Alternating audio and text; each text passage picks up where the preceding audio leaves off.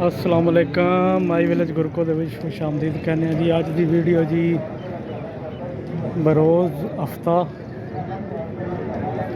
ਤੇ ਗੁਜਰਾਤ ਦੀ ਮੰਡੀ ਦੀ ਵੀਡੀਓ ਹੈ ਜੀ।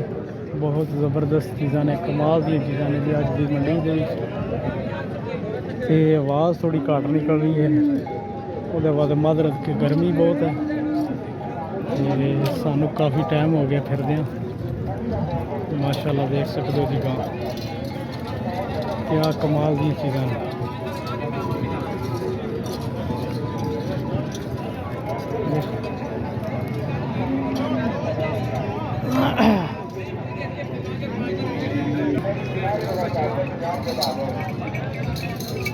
माशाल्लाह जी बहुत ज़बरदस्त लिबास, बड़ी ज़बरदस्त गावां जी जोड़ी है जी,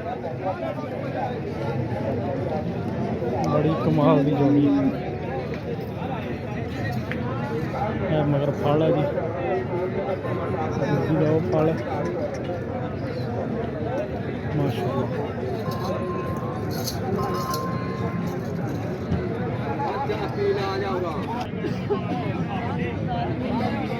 पहलना पहले सुई सुई है जी वैल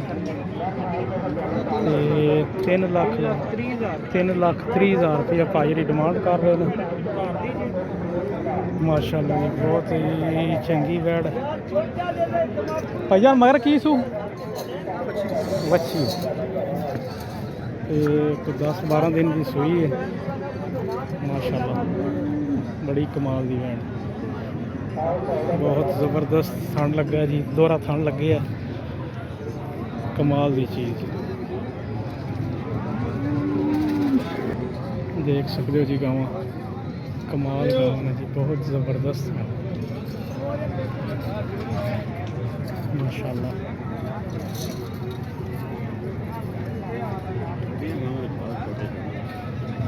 फल छोड़ माशाल्लाह जी, बड़ी कमाल की गाँव।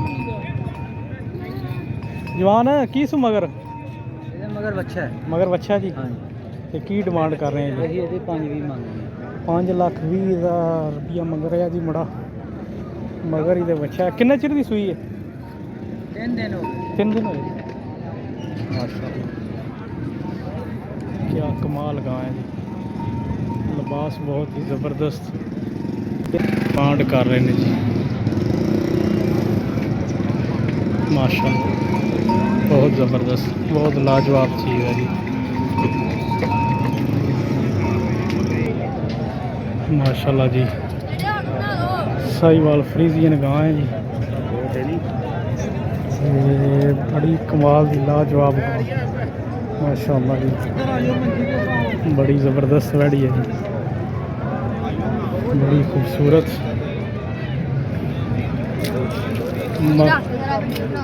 मगर बच्चा सू है मुँह धोंदी है जी, मगर बच्चा दूसरा वारा जी बोले थे जी। ਇਹਦਾ फल है? काली दा वच्छी है। ਇਹਦੀ की डिमांड है? कितने पैसे ने ਇਹਦੇ? हाँ ਤੇ ਉਹਦੇ ਉਸ ਦੇ ਵੱਛੀ ਦੇ ਹਾਂ ਉਹਦਾ 6,85,000।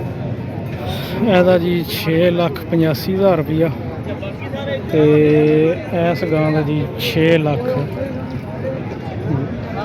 रुपया माशाल्लाह जी। बड़िया कमाल दी वैड़ां ने, ताज़ियां सूइयां माशाल्लाह।